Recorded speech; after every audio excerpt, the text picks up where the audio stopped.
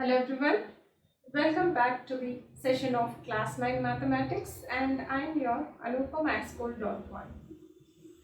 It is Introduction to Euclid's Geometry. We are in part 3 and we have already seen Euclid's axioms, isn't it? And we have also seen what our elements are and what he has given in those elements, and these elements are done as books, and in each chapter he has concentrated on each topic, and we have seen some of the axioms that Euclid mathematician has given us, and these axioms are universal truths. They are obviously universal truths and they are used throughout the mathematics, isn't it? Now we'll move on to some postulates, that is, which needs some proof to prove the statement. Okay, so the postulates, the axioms are taken as such, are understood as such. Those don't need any proof. Okay, but these postulates needs some proof, and Euclid has tried to prove these statements, these definitions. Okay, to start with, Euclid has given 5 postulates, and the first among them is a straight line can be drawn from any one point to any other point. So we know that if any 2 points are given, we can draw a line segment. Only one line is possible, we know that. So that is what Euclid has given. A straight line can be drawn from any one point to any other point. So there can be no other line with 2 points. So if these are 2 points, there can be only one line. So that is what Euclid has tried to say. But we can draw with this point, we can draw as many lines as possible in this point, and in this point too we can draw as many lines as possible. But according to Euclid, from any one point to any other point, only one straight line can be drawn, and that is true. So we see from one point to any other point, only one line can be drawn, isn't it? Next, the second one is a terminated line can be produced indefinitely. Euclid termed the line segment as a terminated line because it ends with the 2 points. So he termed the line segment as a terminated line, and a terminated line can be produced indefinitely. So what does it mean? We call it as a line now because line goes endlessly on both sides, isn't it? So that is what he has said, a terminated line. So this is a terminated line, that is a line segment. This is a terminated line and it can be produced indefinitely on both sides. See? So this will be line. What we are studying now, this as a line. He has said a terminated line, this is a terminated line, can be produced indefinitely. Okay, that is true.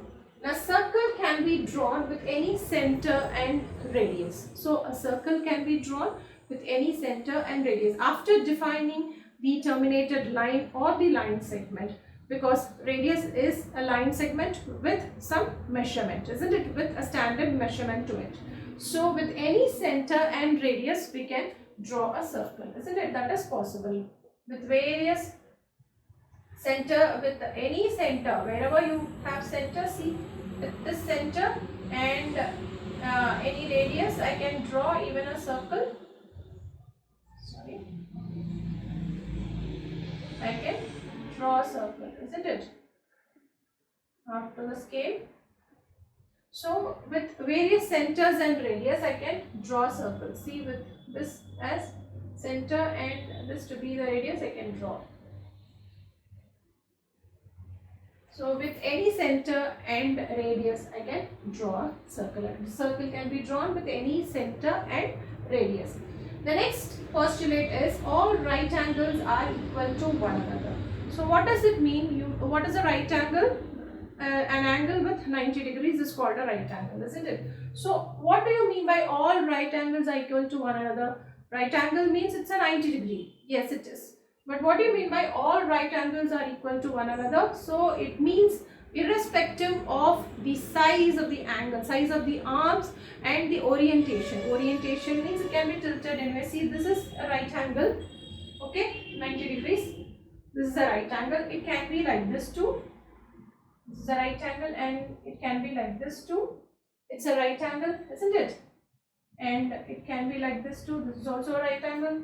So irrespective of the size and orientation of the right angle, all the right angles are equal to one another. It means all the right angles are congruent, isn't it? So what do you mean by congruent? Irrespective of the size and orientation, if you place a right angle upon another, so they appear to be one and the same. So they are congruent. That is what he tried to say. All right angles are equal to one another, and that is true.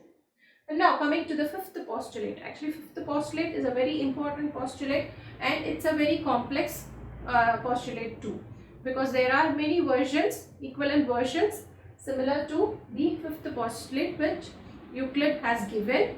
And we'll see what is the fifth postulate. If a straight line falling on two straight lines. Now just imagine, if I read the sentence you might not be able to understand. So let me draw it here.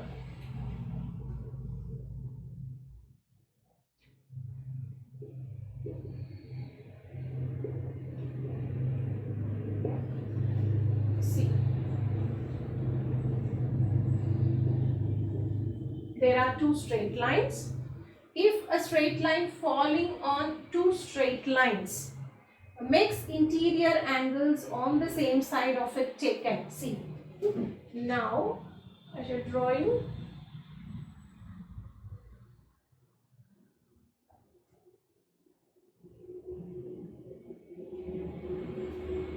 Okay, it is like this.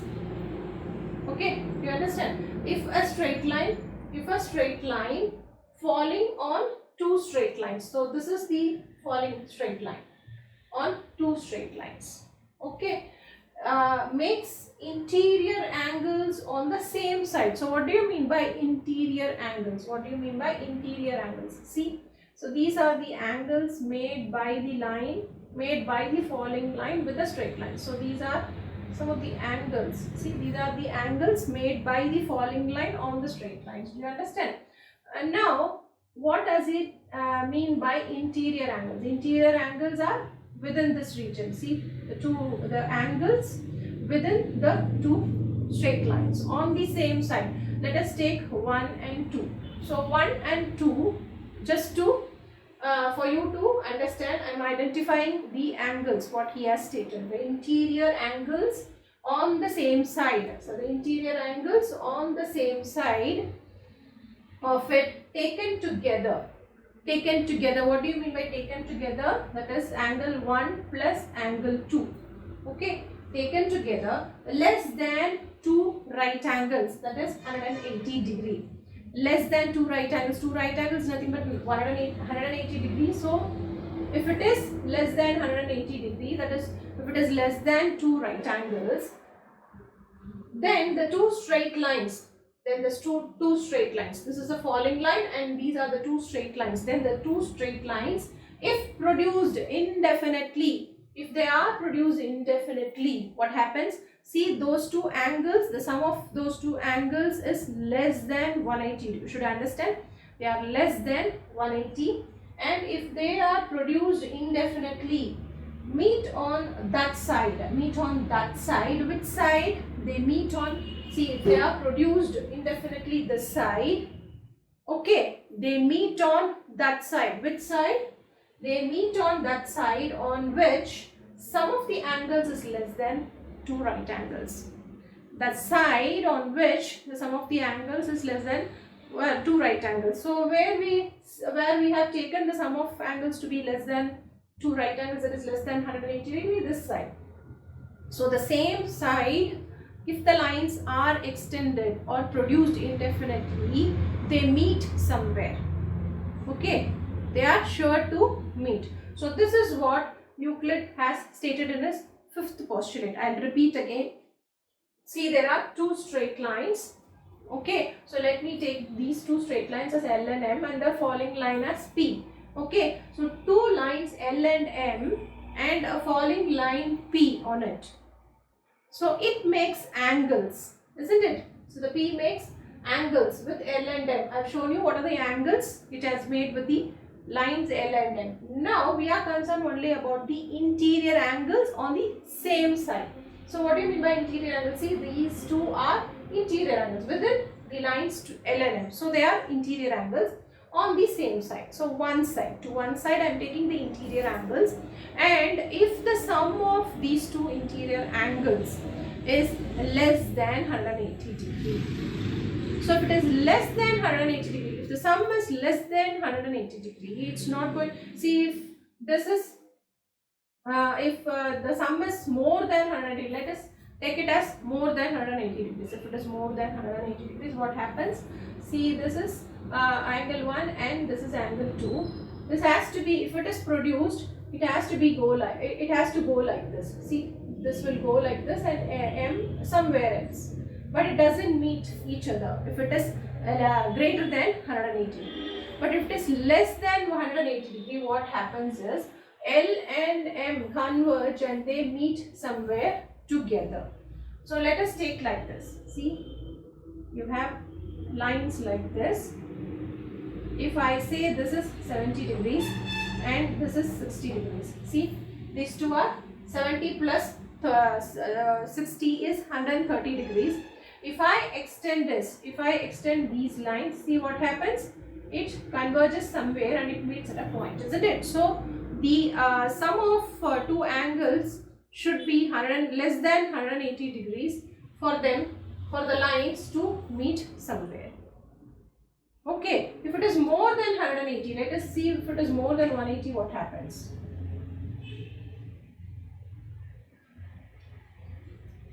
See, I am having for more than, for making it more than 180, let me take one to be 90 and another to be 100. 100 is naturally more than 90, isn't it? More than 90 degree, so 100. So this is 90 degree and this is 100.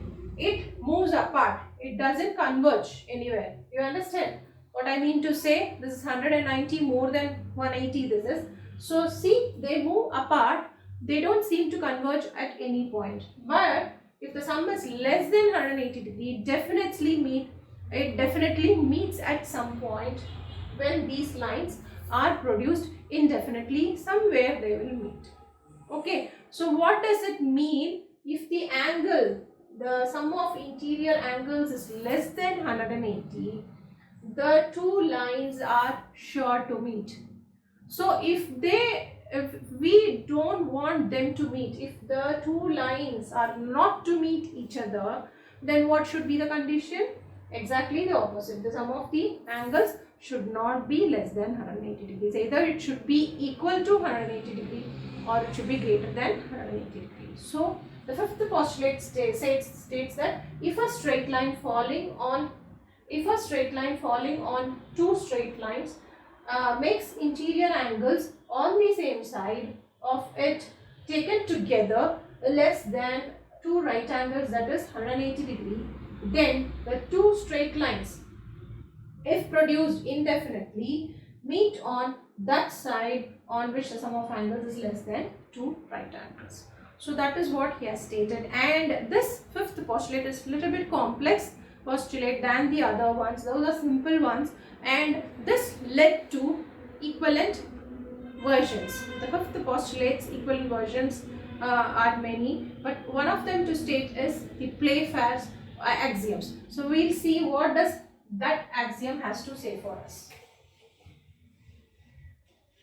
So what does Playfair axiom state? There is a line L, okay. There is a line, straight line L, and there is a P not on L, okay. There is a point P not on L, that is somewhere outside L, it is not on the line L. So what does this axiom state is, if there is a point P not on L, then there is a line which passes through P. There is a line which passes through P, that is one and only point which passes through P, which is parallel to L. Okay, so we can also say that, see, we can also draw lines like this through P. I can draw two lines through P. Let us draw two lines through P. If I say there can be only one line, so what does that axiom say? There can be one and only line passing through the point P, which is not on L, so that the line is parallel to L. There can be only one line parallel to L. What does it mean? There cannot be two intersecting lines.